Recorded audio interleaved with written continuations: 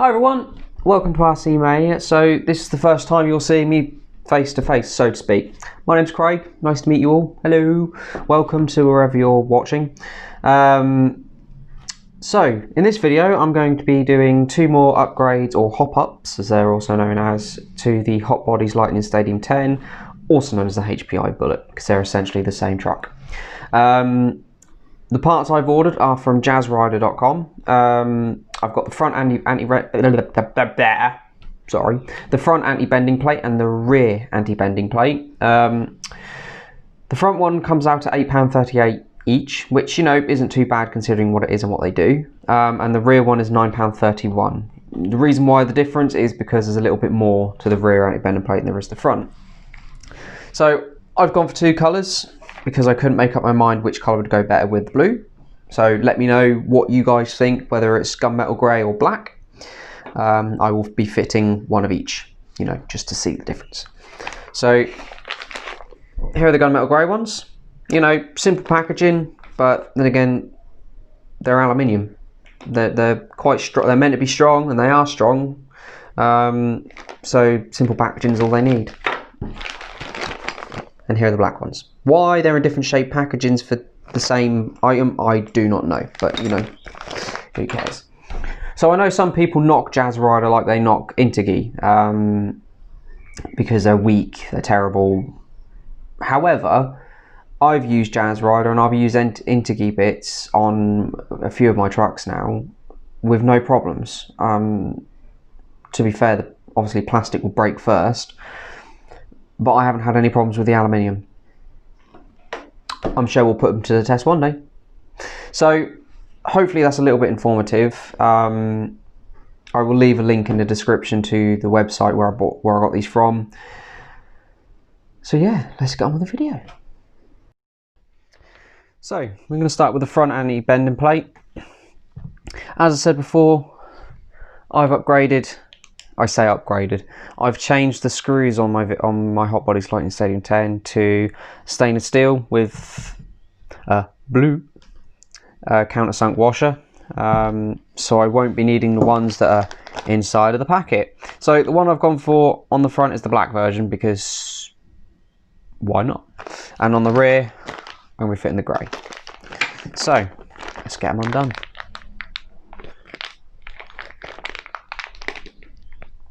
Because I don't do things by halves. I like to just rip.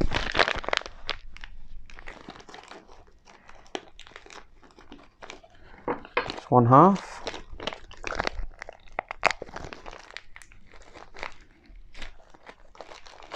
Screws discarded.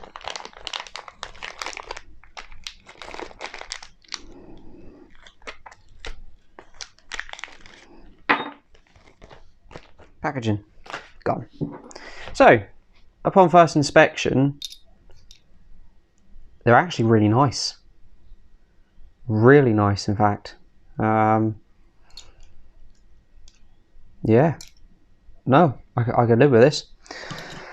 So to take the old one off, front one's easy. So flip it upside down, and as you'll see, there are these two screws here.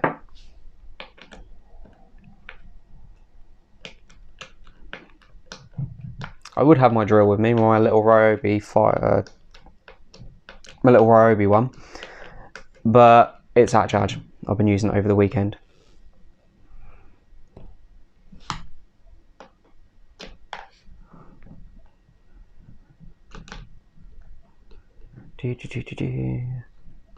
Sorry it's taking so long, these are quite long screws. So I jumped ahead a bit. So I removed these two for the front anti-bending plate and these two for the rear anti-bending plate.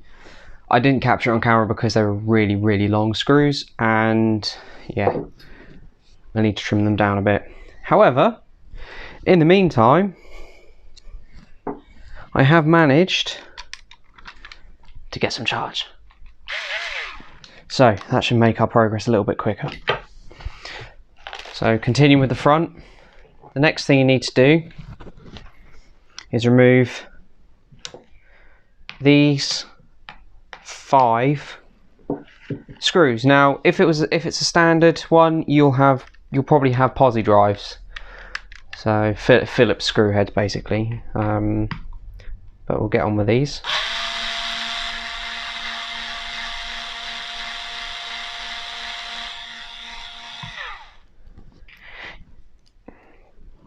Yes, I know, metal in metal. I haven't got any blue Loctite in there, but I'm going to be taking it all to pieces anyway at a later date, so there was no point.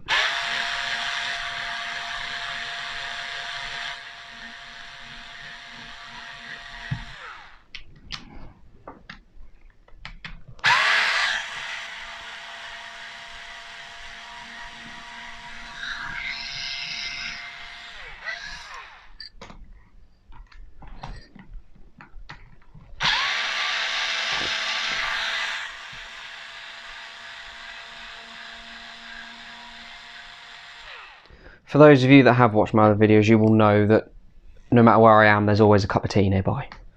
I'm very stereotypical British like that, and I need a cup of tea.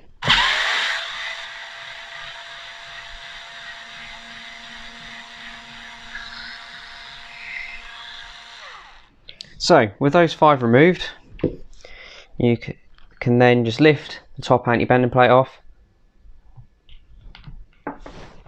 And the front one, with a little bit of wiggling, should come out too. So, find the aluminium one, and then we have the fun of trying to slot it in.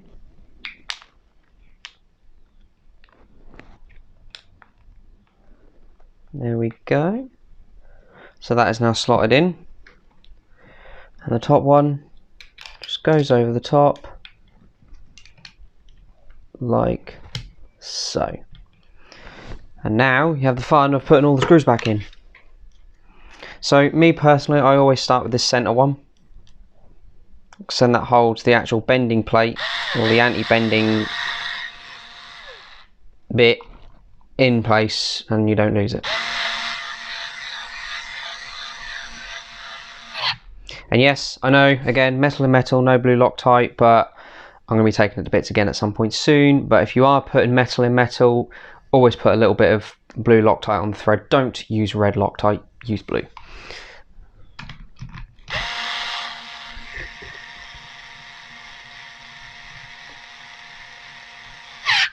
New.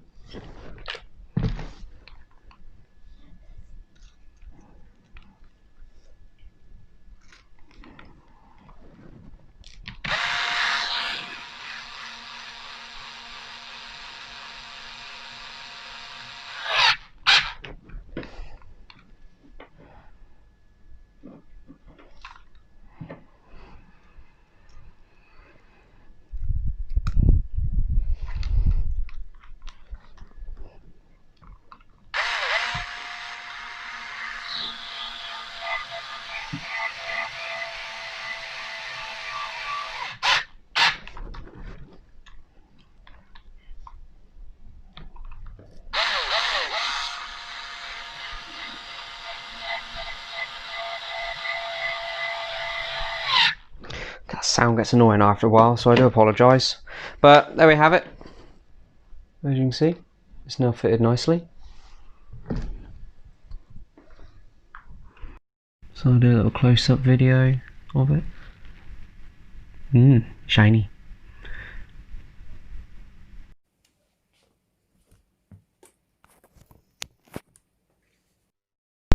So now we make a start on the rear. Now, with the rear one, it's a little bit more complicated, because not complicated, but annoying, because you've got to get these 2 screws at the top, so this one here and this one here, out. And if you still have this in the way, it can be annoying, as well as you've got to get that one out. Now,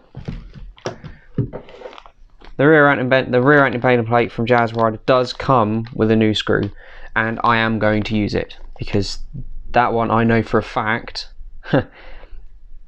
it was bent and twisted when I put it in. So unless it's magically become untwisted, so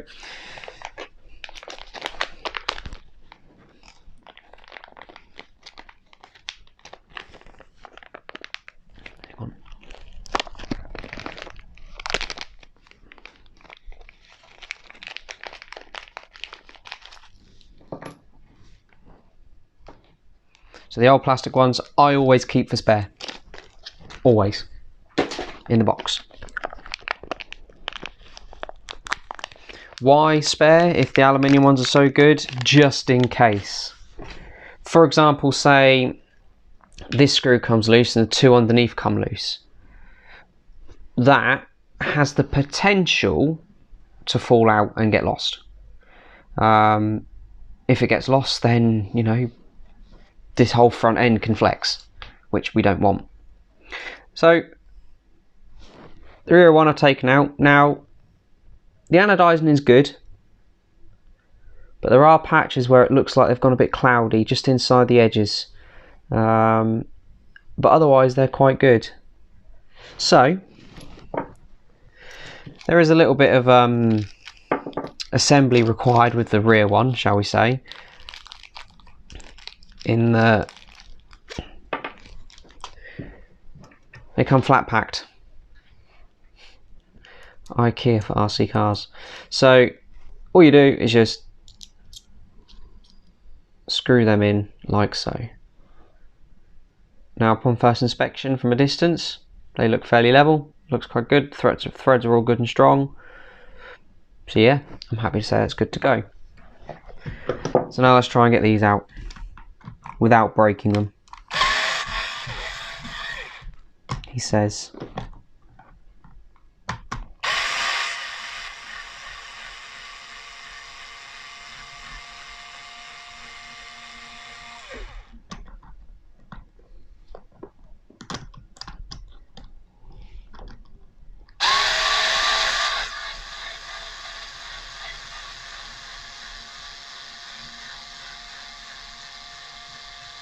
Again, this is one of the benefits of plastic, is that, you know, it does flex and move around. So I got that under there quite easier than I was expecting, shall we say. So I can get the screws out. As for this one, let me get in my screwdriver bit box.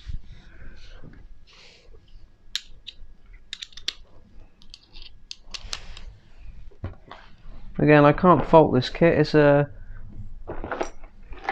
Mansman 24, I think it's, no, it's a Mansman kit.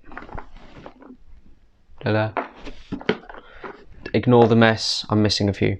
But I can't fault it. I've had it for a couple of years now and it's not let me down so far.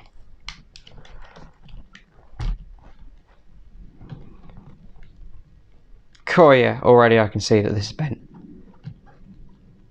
So this shows just how much of a beating this has taken in its lifetime with me when it does come out. I don't know if you can see it on the camera, but that is well and truly twisted. Twisted screw? No, sorry.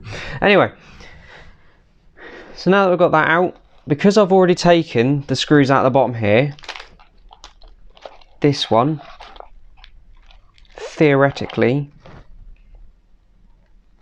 should come out, but it isn't. Oh, that's why it's wedged. Hang on. There we go. So it was wedged. That's the plastic bit out.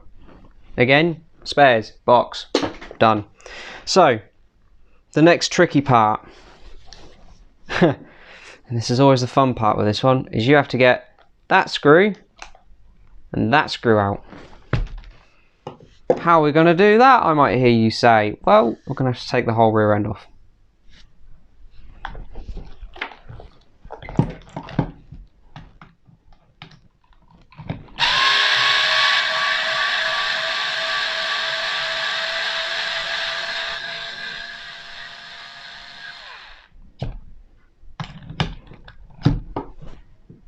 Give it back. Right.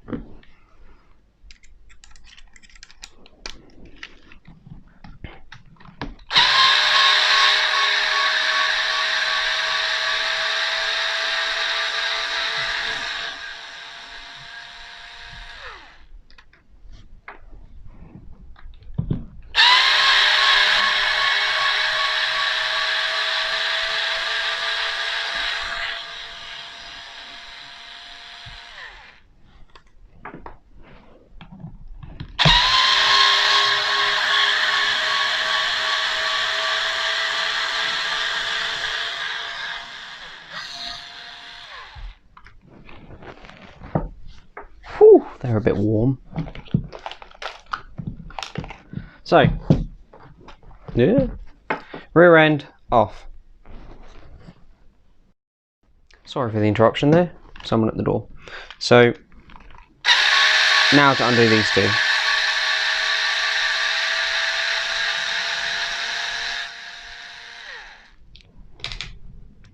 And before the eagle-eyed amongst you wonder why this whole rear end was wobbling, then it's because this bit is actually twisted.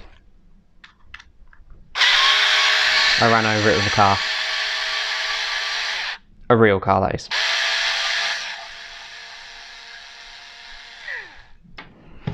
So, once they're off,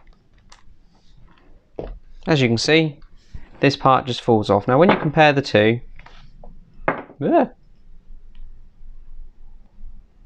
you know, same size, that'll fit. Aluminium one, obviously, as I said before, aluminium is heavier than the plastic. However, this will bend and twist and warp and flex, whereas this one won't. This will just snap if there's any problems. But remember, plastic, spares, box, done. And now we put it back on. So same as before.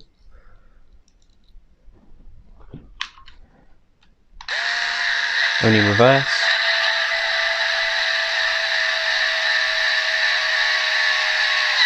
There we go. It's one.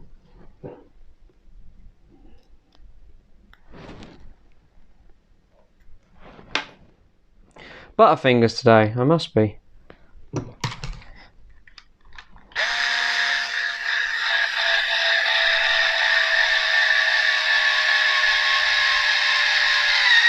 Two. And whilst I'm here, I'm going to put these ones back in as well. Now again, I've said it all the time, if you're doing a metal screw into a metal part of the car, or a metal thread I should say, so these stainless steel are going into this aluminium. Blue Loctite is recommended to stop it from vibrating loose.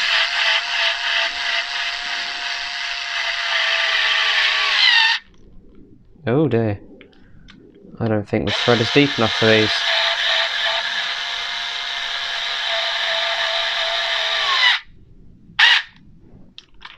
Nope. So that's one thing to be wary of when buying screws online in bulk, like what I did. Sometimes they're going to be too long. So these four, for example, for under the chassis, I need to trim them down by about 2-3 millimeters. These ones here, I need to trim down by, again, 2-3 millimeters. So that's one thing to be aware of. Obviously, at the moment, that isn't going anywhere, but I will be trimming those down and refitting them. Maybe I'll video it. Who knows? Who knows indeed. So before we put this back on, we need to put this back on. Now, there are two slots here. I'm guessing so that you can double up the anti-bending plate. But I can't see why you would need to. One's strong enough as it is. So yeah, you literally just slot it into the right hand side if you look at it from this angle, and then put the long screw through there, begin doing it up. I guess is it a different size? Yes it is. Typical.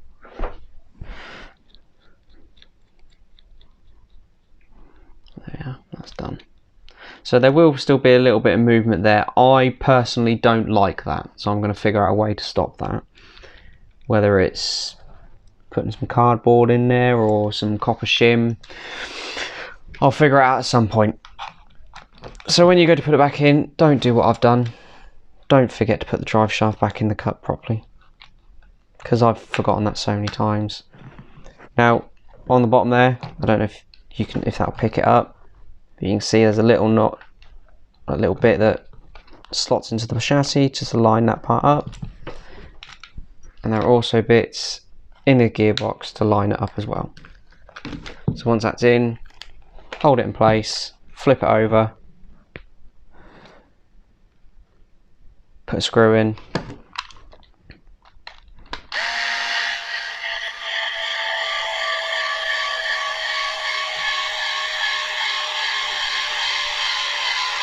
and do it up. So for now I'm only going to put 2 in because I need to go back in and do a couple of bits with that rear end, for example trimming the screws and such like.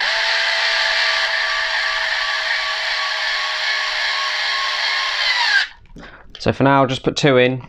Remember, if you were putting this back together, you'd put 2 in here and all 4 in here. Same with the front, you'd put 2 in there, but I'm saving time. So there you have it. That's that fitted and done, just how we like it. So just do a little close-up. Ignore all the dust particles in here, because it's still sticky, but nice and shiny. So there we have it. The front and rear aluminium anti-bending plate fitted. Now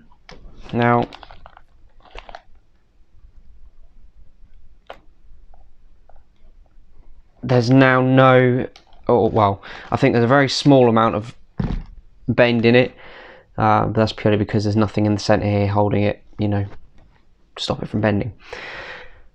So yeah, hopefully you've enjoyed the video. Like and subscribe if you want more, if you like this sort of content, if you like this sort of thing. Any pointers down in the comments, by all means give me a shout. I'm open to anything. So yeah, hope you enjoyed the video, and I shall see you next time when I believe we're going to be starting on the interkey pieces.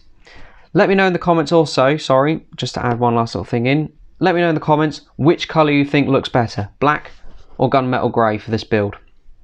I already have my opinion, but I want to see what other people say. Let me know in the comments. Find me on Instagram with rcmania_1995. So yeah, hope you all enjoyed it.